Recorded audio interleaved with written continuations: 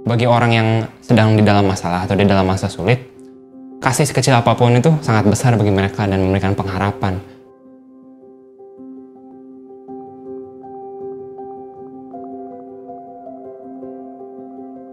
Nama saya Evan, saya berumur 17 tahun dan saya gereja di Remaja GII Mekarwangi.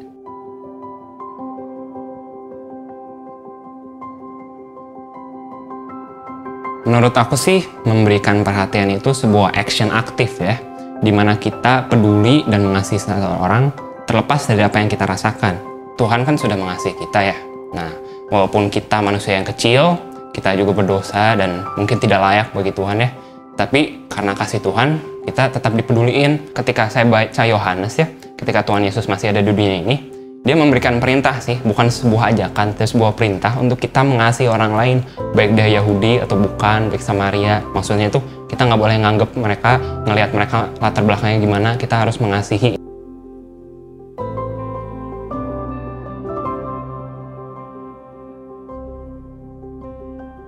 Salah satu bentuk dari kepedulian saya itu mungkin dari pelayanan saya ya.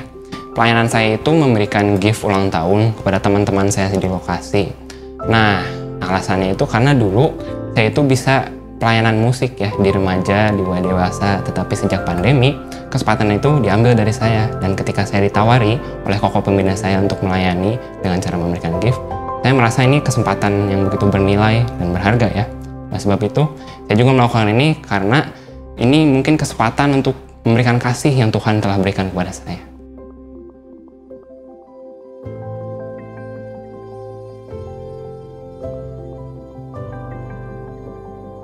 Hal-hal kecil bisa sih dilakuin, mungkin dari orang-orang yang kita kenal dulu ya, karena mungkin kalau orang-orang yang kita tidak kenal ada gap awkwardness atau gimana ya, mungkin teman-teman yang kan udah lama nggak ketemu ya gara-gara pandemi, ngucapin mereka saat ulang tahun atau nanyain kabar mereka gimana pas pandemi. Kita juga bisa manfaatin teknologi, terutama sejak pandemi kan ada muncul banyak ya, ada Zoom, ada apa, kita bisa mungkin care group, beribadah bareng bersama adik-adik kelas atau bersama teman-teman di lokal gereja.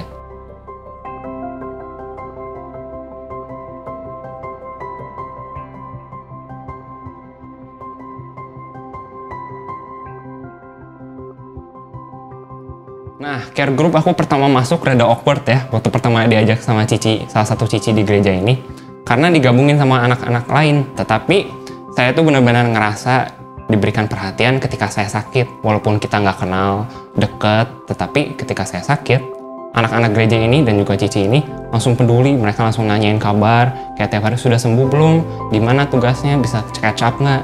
Memang hal kecil nanyain kabar itu benar-benar terang sih, karena waktu itu sakitnya lumayan parah sih, aku sampai gak bisa bangun tidur atau gimana. Tapi waktu lihat HP banyak yang bilang get well soon. Nah dari situ ketika teman-teman saya yang dari care group atau dari sekolah mereka sakit, saya juga jadi mulai, saat mereka ulang tahun juga saya jadi mulai ngucapin lagi, nanyain kabar mungkin tiap minggu atau tiap bulan. Hal-hal kecil seperti itu bisa berarti sih untuk peduli sama orang lain, bisa menjadi terang bagi orang lain yang perlu.